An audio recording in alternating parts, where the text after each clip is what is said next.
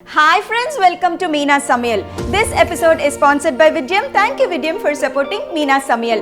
இன்னைக்கு நாம பார்க்க போறது ஒரு சைட் டிஷ் கேட்டகரி தால் மக்னி. தால் மக்னி ஒரு டிபிக்கல் பஞ்சாபி ரெசிபிங்க. மக்கன் அப்படின்னா வெண்ணெய் அப்படின்ட்டு அர்த்தம். இந்த டிஷ் வந்து எந்த அளவுக்கு கிரீமியா ரிச்சா டேஸ்டியா இருக்கும்னா ரொம்ப நல்லா விரும்பி சாப்பிடுவீங்க. ஸோ இந்த சுவையான பஞ்சாபி ஸ்பெஷல் தால் மக்னி எப்படி செய்யறது அப்படிங்கறத பார்ப்போம். தால் மக்னி செய்ய தேவையான பொருட்கள்: கருப்பு உளுந்து அரை கப், ராஜ்மா 2 டேபிள் ஸ்பூன், பட்டை கிராம்பு ஏலக்காய் தலா 2, பே leaf 1, ginger Julians 1 table spoon, பச்சை மிளகாய் 2, தக்காளி 2, பச்சை மிளகாய் 1, பூண்டு 5 பல், இஞ்சி 1 துண்டு, வெங்காயம் 2, மஞ்சள் தூள் அரை teaspoon, Kashmiri red chilli powder 1 teaspoon, தனியா பவுடர் 2 டீஸ்பூன், ஆம்ச்சூர் 1 டீஸ்பூன், சுக்குத்தூள் அரை teaspoon, garam masala 1 teaspoon, kasuri methi 2 teaspoon, வெண்ணெய் 2 table spoon, fresh cream 2 table spoon, எண்ணெய் 1 டேபிள் ஸ்பூன், உப்பு தேவையான அளவு. கருப்பு உளுந்து அரை கப் அப்படின்னா ராஜ்மா வந்து 2 டேபிள் ஸ்பூன். ரெண்டுமே வந்து நல்லா வாஷ் பண்ணிட்டு குறைஞ்சது 6 to 8 மணி நேரம் ஊற வைக்கணும். இல்லைன்னா பெஸ்ட் வந்து ஓவர் நைட்டும் ஊற வச்சுக்கலாம். இப்போ இந்த மாதிரி நல்லா ஊறி இருக்கு பாருங்க. இது வந்து ஓவர் நைட்டே நான் ஊற வச்சிருக்கேன். எந்த அளவுக்கு ஊறி இருக்கு அப்படின்னு பார்த்தீங்கன்னா இப்படி நம்ம ப்ரெஸ் பண்ணும்போது ஸ்கின் வந்து தனியாக வருது பாருங்க. ஸோ இந்த அளவுக்கு நல்லா ஊறணும். நல்லா அழுத்தி தேய்ச்சி வாஷ் பண்ணிட்டு அதுக்கப்புறமா தான் ஊற வைக்கணும். இல்லை ஊற வச்சதுக்கு அப்புறமா கூட நல்லா அழுத்தி தேய்ச்சிட்டு நம்ம வாஷ் பண்ணதுக்கு அப்புறமா தான் ப்ரெஷர் குக் பண்ணணும். இந்த நல்லா அழுத்தி தேய்க்கணும் அப்படின்னு சொன்னது எதுக்குன்னா உள்ள இருக்கிற ஸ்டார்ச் வந்து நம்ம வெளியில வரும். அந்த வெளியில வந்த ஸ்டார்ச் வந்து வெந்தாதான் நம்மளுடைய அவுட்புட் வந்து ரொம்ப நல்லா வரும். ஸோ அதுக்காக தான். அதுக்கப்புறமா நல்லா கோல்டன் ப்ரௌனாகவும் இருக்கும் நம்மளுடைய எண்ட் ப்ராடக்ட். ஸோ இது வந்து இப்போ எப்படி ப்ரெஷர் குக் பண்ணுறது அப்படிங்கிறத பார்ப்போம். முதல்ல ஒரு குக்கர் பேனை ஹீட் பண்ணிக்கலாம். முதல்ல பட்டை கிராம்பு ஏலக்காய் பே லீஃப், அதுக்கப்புறமா ஊற வச்ச இந்த பருப்பு,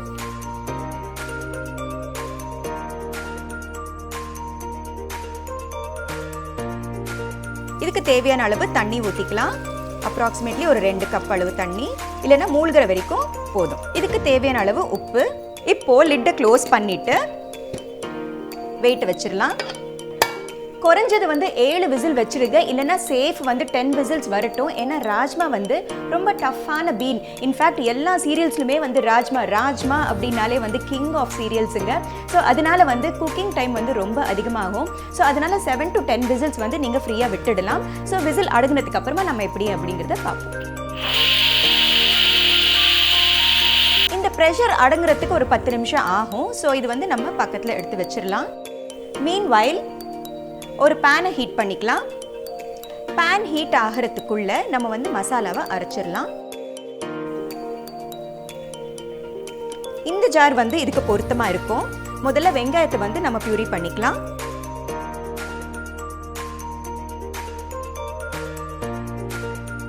இதை வந்து இப்போ ஸ்மூத்தா அரைச்சிடலாம்.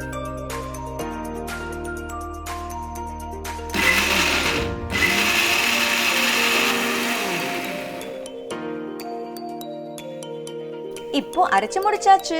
பேன் சூடாயிடுச்சு. கொஞ்சம் எண்ணெய். நீங்க நினைக்கலாம் தால் மக்கனில வந்து வெண்ணெய் இல்லாம எண்ணெய் போடுறேனேன்னு சொல்லிட்டு, வெண்ணெய் வந்து நம்ம லாஸ்டா சேர்க்க போறோம். இந்த அரைச்ச ஆனியன் பேஸ்ட் வந்து இதுல சேர்த்துடலாம்.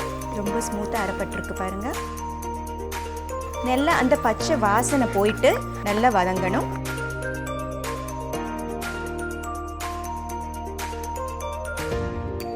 இதோட கொஞ்சம் மஞ்சள் தூள், காஷ்மீரி ரெட் சில்லி பவுடர். இதுக்கு வந்து முக்கியமாக காஷ்மீரி ரெட் சில்லி பவுடர் போட்டால் தான் நல்ல கலர் ஜோராக இருக்கும்.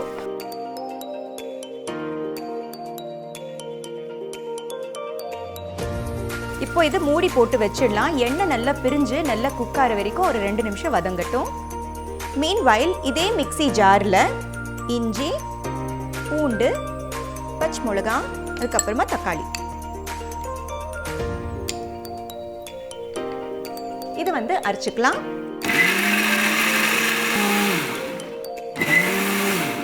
இப்போ இதை அரைச்சு முடிச்சாச்சு.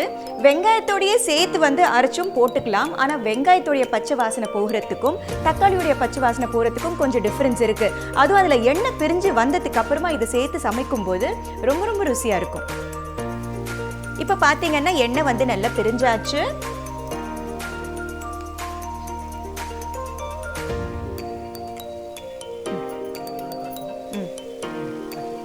இந்த டொமேட்டோ பியூரியை இதில் சேர்த்துக்கலாம்.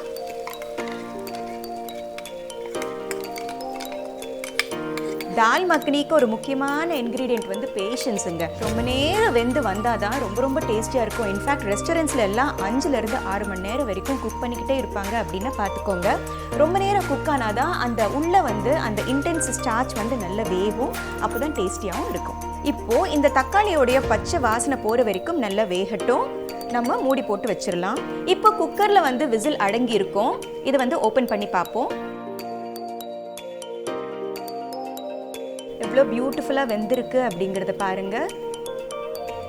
நல்ல மேஷியாக வெந்து வந்தால் தான் நம்ம சப்ஜி வந்து ரொம்ப டேஸ்டியாக இருக்கும். இதில் என்னதான் வந்து நல்லா வெந்து வந்தாலும் உள்ள ரெசிஸ்டன்ஸ் ஸ்டார்ச் அப்படின்ட்டு ஒன்று இருக்குங்க.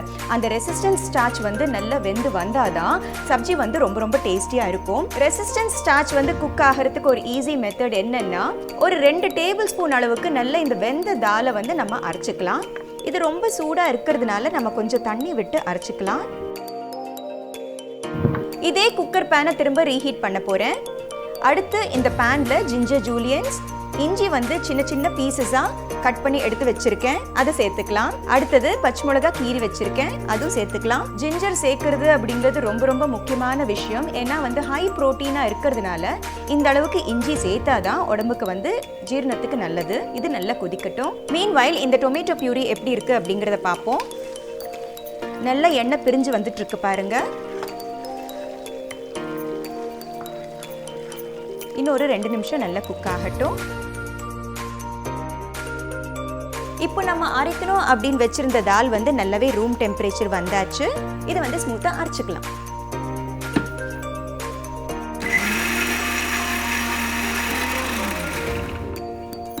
தால் மக்னி வீட்டில் செஞ்சால் கூட ரெஸ்டாரண்ட் ஸ்டைல் மாதிரி வரமாட்டேங்குது அப்படின்ட்டு நம்ம நினைப்போம் இல்லையா? இந்த மாதிரி சின்ன விஷயங்கள், அதாவது அரைச்சி சேர்க்கறது அப்படிங்கிற சின்ன விஷயங்கள் இந்த மாதிரி ஃபாலோ பண்ணிட்டு வந்தீங்கன்னா கண்டிப்பாக ரெஸ்டாரண்ட்டில் கிடைக்கிற மாதிரியே வீட்லேயும் செய்யலாம். இப்போ இந்த அரைச்ச விழுதை இந்த தாலில் சேர்த்துக்கலாம்.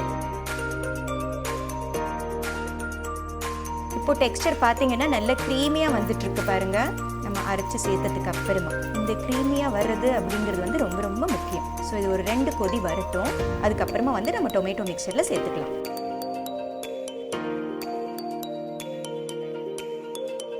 இப்போ நல்லா கொதிக்க ஆரம்பிச்சாச்சு. நான் இந்த ஸ்டவ்வை சுவிட்ச் ஆஃப் பண்ணிடுறேன். இந்த குக்கரில் இருக்கிற கண்டென்ட் வந்து நம்ம இப்போ பேனுக்கு ஷிஃப்ட் பண்ணிக்கலாம். சூடாக இருக்கும், கேர்ஃபுல்லாக ஷிஃப்ட் பண்ணிக்கோங்க. இப்போ இதை நல்லா ஸ்டியர் பண்ணிக்கலாம்.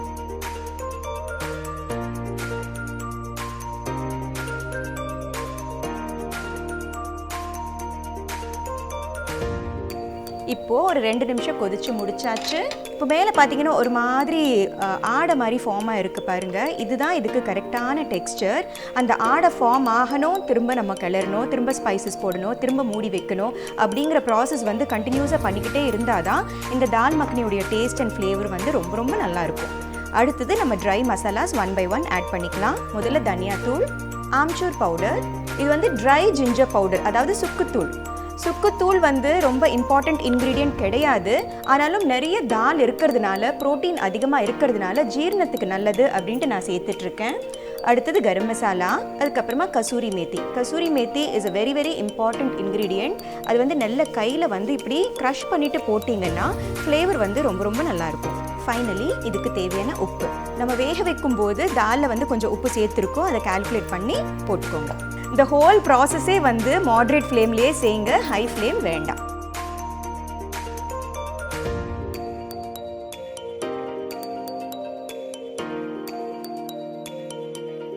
அடுத்தது இந்த டிஷ்ஷோட ஹீரோ மக்கன், அதாவது வெண்ணெயை சேர்த்துக்கலாம். வெண்ணெய் வந்து எந்த அளவுக்கு போடுறோமோ அந்த அளவுக்கு ருசியாக இருக்கும். இது வந்து குக்கிங் பட்டர், சால்ட் இல்லாத பட்டர்.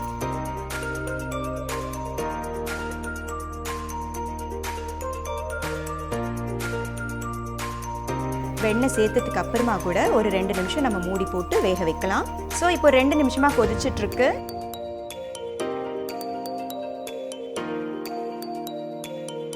கன்சிஸ்டன்சி வந்து ரொம்ப ரொம்ப பியூட்டிஃபுல்லாக இருக்குது. இந்த தால் மக்கனி வந்து ரோட்டிஸ் கூட, புல்காஸ் கூட, பராட்டாஸ் கூட, அதுக்கப்புறமா peas pulao, jeera rice, ghee rice எல்லாத்துக்குமே வந்து ரொம்ப ரொம்ப டேஸ்டியாக இருக்கும். ஒரே ஒரு முக்கியமான விஷயம் நீங்கள் ஞாபகம் வச்சுக்க வேண்டியது என்னென்னா, ஹை ப்ரோட்டீனாக இருக்கிறதுனால நீங்கள் டின்னருக்கு கன்சியூம் பண்ணுறீங்க அப்படிங்கும்போது ரொம்ப லேட் டின்னர்ஸாக இல்லாமல் ஏர்லி டின்னர்ஸ் ஒரு 6:37 அந்த ரேஞ்சுக்குள்ளேயே நீங்கள் சாப்பிட்டுட்டிங்கன்னா டைஜஷன் வந்து ரொம்பவே ஈஸியாக இருக்கும். ஸோ ஃபைனலாக வந்து நம்ம ஃப்ரெஷ் க்ரீமை போட்டு இறக்கிட்டோம்னா தால் மக்கனி இது ரெடி. ஃபைனலாக வந்து ஃப்ரெஷ் க்ரீமை நம்ம சேர்க்க போகிறோம். ஃப்ரெஷ் க்ரீம் சேர்த்ததுக்கு அப்புறமா ரொம்ப நேரம் கொதிக்க வேண்டாம். நான் ஸ்டவ் சுவிட்ச் ஆஃப் பண்ணிடுறேன், இல்லைன்னா பிரிஞ்சு போயிடும். அந்த ஒரு காரணத்தினால தான் நம்ம ஸ்டவ்வை வந்து சுவிட்ச் ஆஃப் பண்ணிடலாம். So our dal makhani is ready.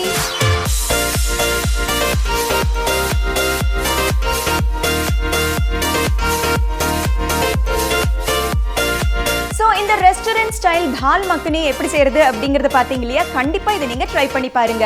ஃபேஸ்புக்லயும் இன்ஸ்டாகிராம்லயும் Meena சமையலை ஃபாலோ பண்ணுங்க. இந்த ரெசிபி ஒருவேளை நீங்க சமைச்சு பாத்தீங்கன்னா ஒரு போட்டோ எடுத்து #cook_with_meena அப்படின்ட்டு எனக்கு போஸ்ட் பண்ணிடுங்க. அண்ட் எல்லாத்துலயும் முக்கியமான விஷயம், சப்ஸ்கிரைப் பண்ணாதவங்க சப்ஸ்கிரைப் பண்ணுங்க. அதோடு சேர்த்து பக்கத்துல இருக்கிற பெல் பட்டனை பிரஸ் பண்ணினீங்கன்னா தான் அடுத்த எபிசோட் நான் அப்லோட் பண்ணும்போது உங்களுக்கு நோட்டிபிகேஷன் அப்படின்ட்டு வரும். விடியம் ப்ராடக்ட்ஸை யூஸ் பண்ணி சமைக்கும் போது ரொம்ப ரொம்ப கம்ஃபர்டபுளா ஃபீல் பண்ணேன்.